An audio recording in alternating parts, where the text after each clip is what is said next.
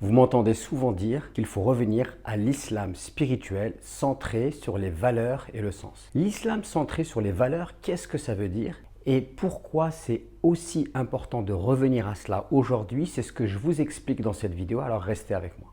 Avant de commencer cette vidéo, j'aimerais vous annoncer que ce dimanche, je vous invite à une masterclass qui s'intitule Renaissance. Comment passer d'un islam culturel, rigoriste, idéologique, mécanique à un islam spirituel centré sur les valeurs et le sens. Pour vous inscrire à cette masterclass, je vous invite à checker les infos qui sont ici. La question des valeurs en islam, à mon avis, c'est une question essentielle. Je m'en suis rendu compte à titre personnel lorsque je proposais des séminaires pour pouvoir faire comprendre l'islam au plus grand nombre. Je me suis rendu compte qu'on manquait cruellement de support pédagogique pour montrer à quel point les valeurs sont essentielles en islam, les valeurs universelles. Sauf que en islam, les valeurs universelles, les valeurs humaines, eh bien, elles ont une dimension transcendantale, c'est-à-dire qu'elles sont liées avec notre foi en Dieu. Dans le cadre de mes recherches sur l'islam, je vais faire la découverte d'un homme passionnant qui s'appelle Jassim Sultan. Jassim Sultan est un penseur musulman contemporain. Et dans ses recherches, il va aborder la question des valeurs. Et il va exprimer une idée forte. Il va dire que l'un des plus gros problèmes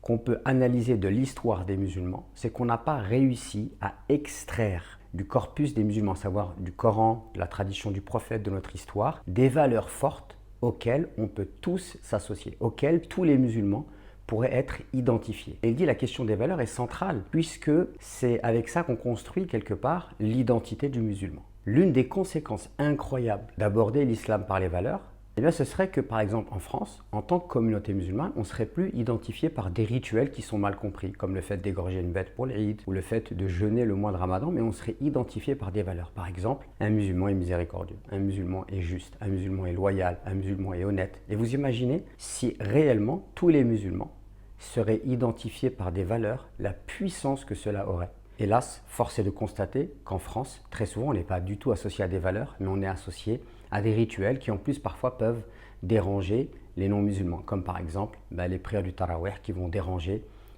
les voisinages des mosquées l'été en France parce que les gens se garent mal et puis ils font du bruit, etc., etc.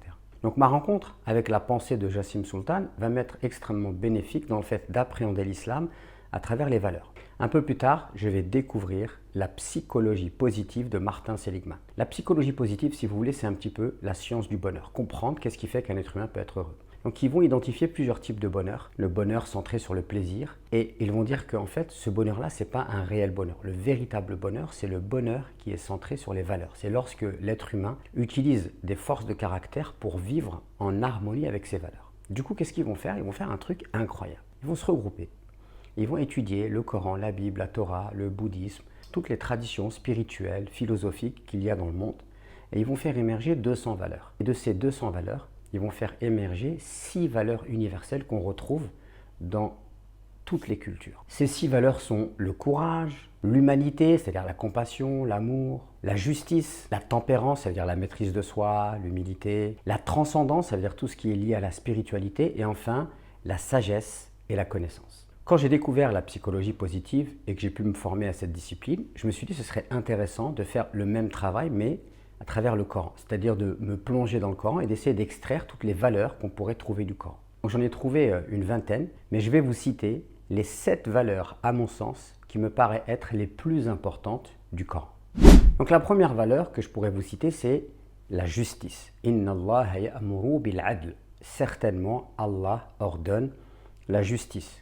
Il nous demande tellement d'être juste qu'il nous demande d'être juste même si ce serait contre nous-mêmes. C'est-à-dire que si je dois témoigner contre moi-même, contre mon père, ma mère, ma tribu, eh bien je dois le faire. Pourquoi? Parce qu'un musulman n'a pas d'autre voie que le fait d'être juste, d'être des témoins équitables. D'ailleurs, il y a même un verset du Coran qui est venu pour innocenter un juif qui avait été accusé injustement par des musulmans.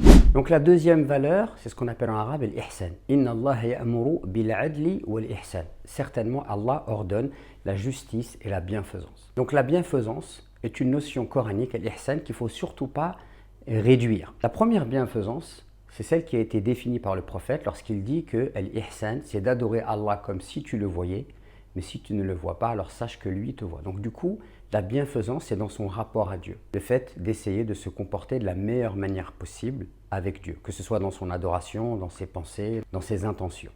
Ensuite, il y a l'ihsan dans le rapport avec les gens, bien évidemment. Le fait d'être bienfaisant, d'être généreux, d'être dans l'entraide, la solidarité. Et la troisième dimension, c'est le fait d'être bienfaisant vis-à-vis de soi-même, d'être dans l'autocompassion, le pardon, l'amélioration de son caractère. Et toujours avec la notion d'ihsan, ça veut dire le fait d'être impliqué et de rechercher l'excellence. Et ça, c'est une valeur islamique extrêmement forte.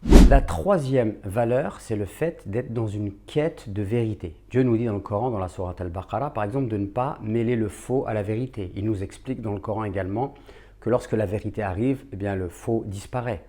Donc le musulman se doit d'être dans une quête de vérité. Cette quête de vérité implique le fait que nous soyons sincères, nous soyons véridiques, que nous soyons à la recherche de la connaissance, à la recherche de la sagesse. Tout ça est impliqué par cette valeur qui consiste à être des chercheurs de vérité. C'est pour cette raison, en fait, que dans chaque prière, nous disons « Guide-nous dans le droit chemin ». On demande à Allah la guider.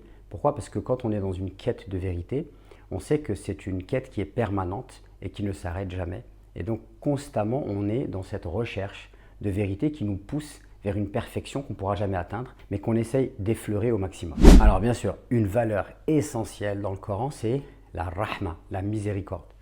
Et la miséricorde, ça implique le fait de faire preuve de compassion, de faire preuve d'empathie, d'être capable de pardonner, de se soucier des autres, d'avoir de l'amour pour autrui, pour l'humanité de manière générale. Donc cette valeur de miséricorde, elle est essentielle dans le Coran, elle ne cesse de revenir. Et d'ailleurs, le Coran nous dit qu'il n'a envoyé le prophète que comme étant une miséricorde pour l'univers. Donc ça, c'est très important à comprendre. C'est très important finalement de s'imprégner de cette miséricorde dans sa démarche religieuse. Toute personne qui, plus elle pratique l'islam et moins elle a de miséricorde, c'est le signe qu'elle ne pratique pas cette religion comme il se doit. Vous voyez, ces valeurs-là, elles sont très importantes parce qu'elles nous permettent en même temps de nous jauger, de nous juger, afin de savoir si on est sur la bonne voie ou pas. Puisqu'il y a des gens, plus ils pratiquent et moins ils ont de miséricorde. C'est le signe qu'ils n'ont pas pris la bonne voie. La cinquième valeur, c'est la modestie. Dans le Saint-Coran, Allah parle des serviteurs du tout miséricordieux. Et il dit les serviteurs du tout miséricordieux sont ceux qui marchent humblement sur la terre. Et lorsqu'ils sont interpellés par les ignorants,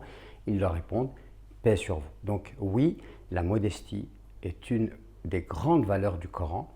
Et cette modestie, en fait, c'est quoi? C'est de savoir se mettre à sa place, savoir rester à sa place, que ce soit vis-à-vis de son Seigneur, vis-à-vis des créatures, dans le sens qu'on ne cherche ni à écraser les autres, ni à se mettre en dessous. On a une position qui est une position stable. On est comme les gens finalement. On peut apprendre des gens, ils peuvent apprendre de nous. Et en aucun cas, la modestie, c'est une fausse modestie où on met en scène sa modestie. Non, c'est un sentiment profond qu'il y a dans le cœur, dans lequel on sent que les êtres humains sont nos alter ego, mais que vis-à-vis du Seigneur, en fait, on est dans une relation qui est complètement asymétrique. D'ailleurs, il est dit que celui qui fait preuve de modestie vis-à-vis de Dieu, c'est Dieu qui va l'élever. Notre élévation spirituelle passe par le fait de se sentir inférieur vis-à-vis du Tout-Puissant. La sixième valeur que j'ai trouvée dans le Coran, c'est la pudeur. La pudeur qu'on appelle en arabe « al-haya ». Et en fait, le haya, ça vient de la racine « vie » en arabe. Et en fait, quelque part, un cœur pudique est un cœur vivant. Il est tellement vivant qu'en fait, il ne peut pas faire le mal et il peut rester que dans le bien. C'est un peu ça le sens de la pudeur. C'est-à-dire que celui qui est pudique, eh bien en fait, il arrive à se fixer ses propres limites dans le sens qu'il sait qu'il y a des choses qui sont mauvaises et donc il ne peut pas se permettre de les faire. Ça lui provoque une forme de honte. Il a honte de faire cela parce qu'il est retenu par son cœur qui est plein de vie spirituelle. Sourate 24, verset 30, il est demandé aux croyants de baisser une partie de leur regard. Et ça, c'est une des expressions de la pudeur. C'est-à-dire que l'homme ne doit pas se laisser aller à regarder des femmes étrangères dans le but de susciter le désir. C'est donc une partie du regard qui doit être baissé. Ce n'est pas le regard naturel qu'il y a entre deux êtres humains qui se parlent, mais c'est le regard qui est là pour susciter des désirs malsains. Ça donc, c'est l'une des expressions de la pudeur. La septième valeur, c'est la reconnaissance. Et dans le Coran, la reconnaissance est associée à la croissance.